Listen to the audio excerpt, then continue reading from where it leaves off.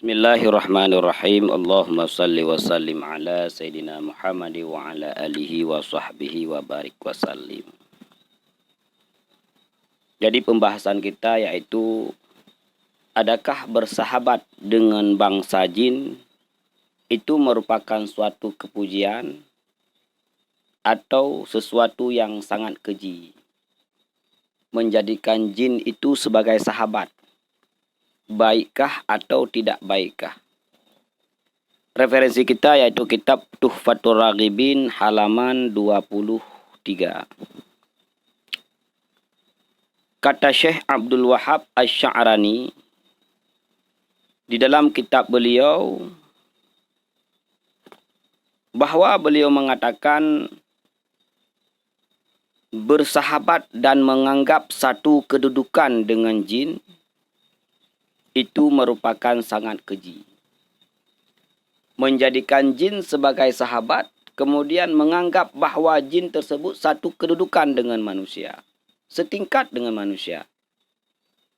Maka kata beliau, itu adalah sesuatu yang sangat keji. Jadi kita tidak boleh menganggap dan bersahabat dengan jin dan menjadikan dia adalah setingkat, sama mulia seperti manusia.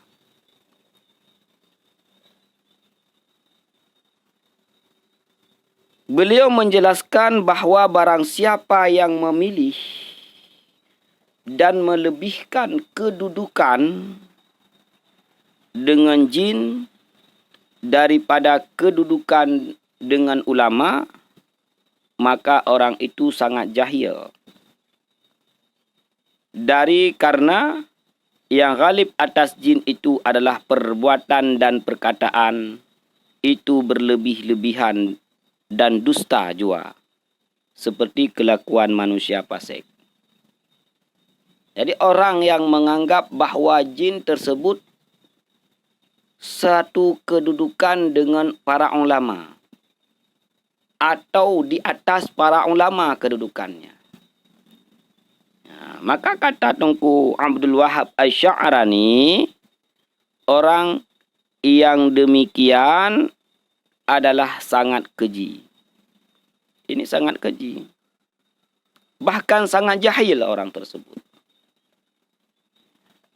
Karena kebiasaan jin pada ghalibnya secara umum bahwa ia senantiasa berkata dusta. Pada ghalibnya, pada kebiasaan jin adalah berkata dusta dan melebih-lebihkan sesuatu, seperti kelakuan orang fasik.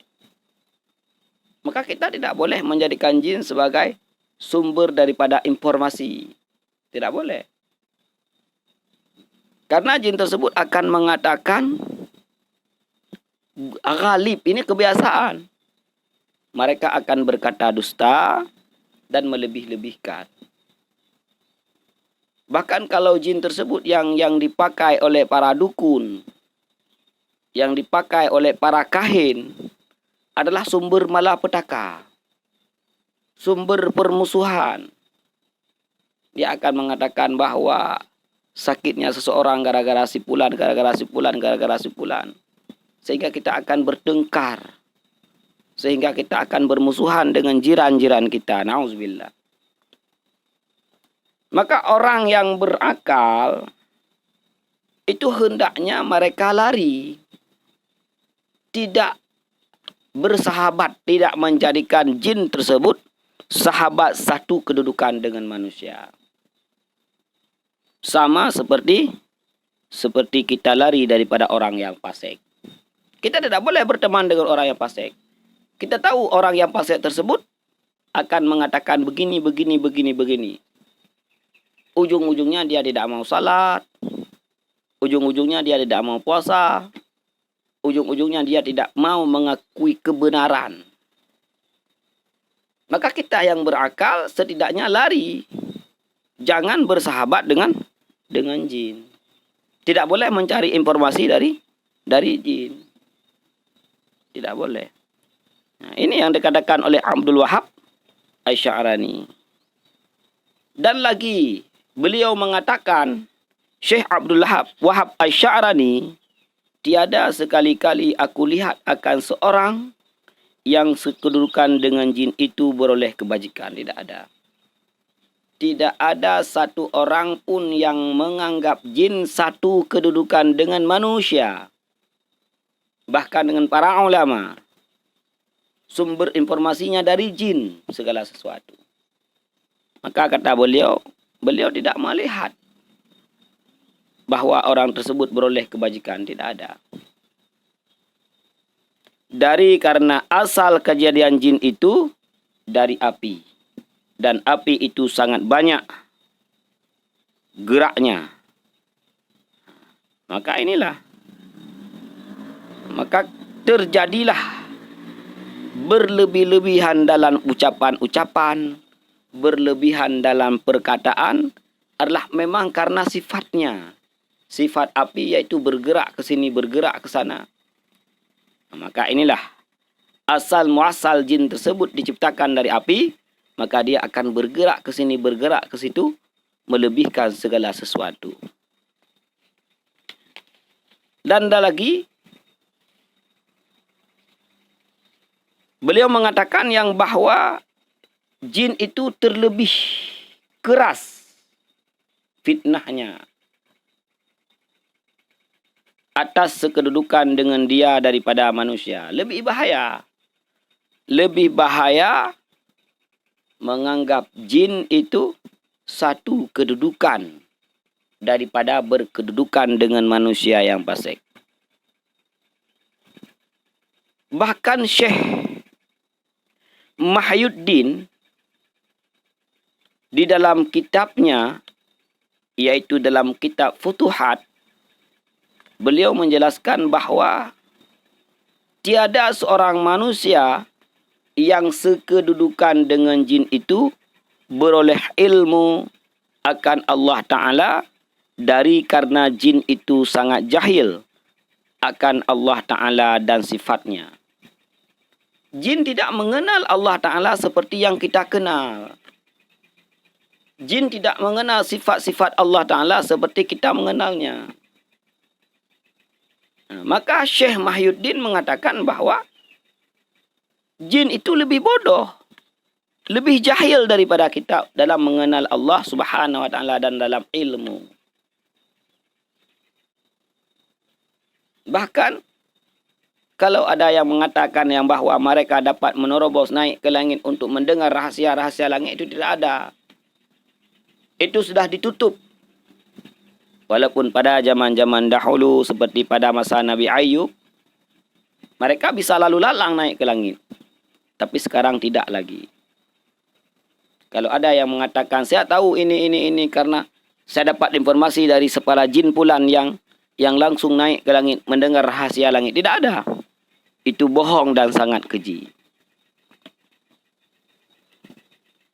Dan terkadang disangka oleh manusia yang sekedudukan dengan jin bahawa segala perkara yang dikhabarkan oleh jin akan dia daripada barang yang berlaku di dalam alam ini karena keramat daripada Allah Ta'ala.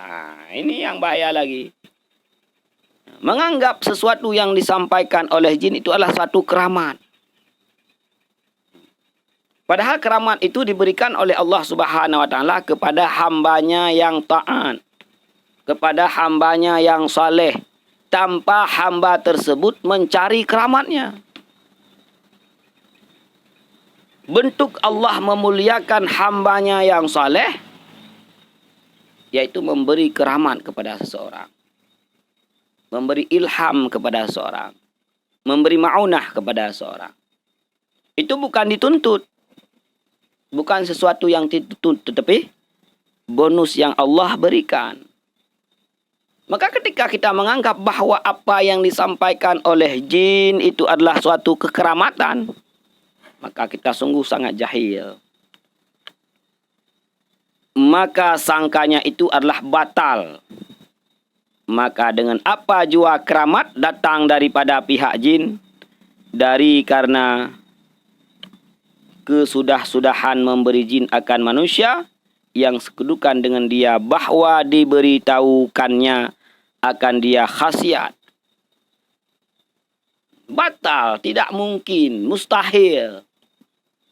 Jadi orang yang menganggap bahwa khabar yang disampaikan oleh jin disebut adalah suatu kekeramatan, itu bodoh. Sangat-sangat bodoh. Maka kita harus tahu apa itu keramat, apa itu ilham, apa itu ma'unah. Kalau hanya sekedar menamakan, tetapi tidak boleh meyakinkan bahwa keramat begini-begini bisa dicari kekeramatan, tidak ada. Maka yaitu sangat sia-sia ketika kita menganggap yang bahwa seolah-olah jin tersebut lebih mulia daripada manusia. Ketika menganggap jin lebih mengetahui daripada manusia. Itu adalah sangat sia-sia. Bahkan sangat dicela oleh syariat kita.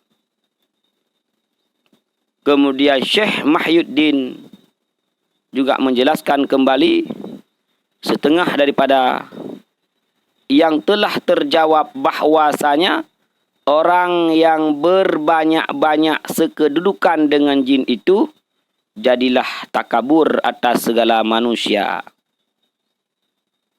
Orang yang menganggap dia bersahabat dengan jin, tahu informasi-informasi gaib dengan jin, maka lahirlah sifat sombong dan angkuhnya. Seolah-olah dia lebih tahu.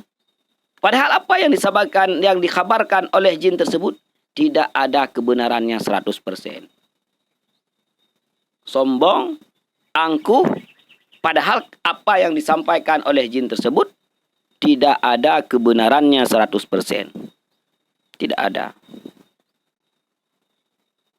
Bahkan Allah Subhanahu wa taala mencela orang-orang yang takabur. Wala tamshi fil ardi marahan, kata Allah. Cari bumi lain, cari tanah lain, cari tempat tinggal lain kalau engkau takabur. Maka inilah tentang bolehkah seseorang bersahabat dengan jin. Kalau ada jin yang ingin berteman dengan kita, silakan saja. Tidak ada masalah. Tetapi kita jangan pernah menganggap yang bahwa jin tersebut satu kedudukan dengan kita ataupun dia lebih mulia daripada kita. Tidak ada. Manusia lebih mulia daripada segala makhluk yang lain.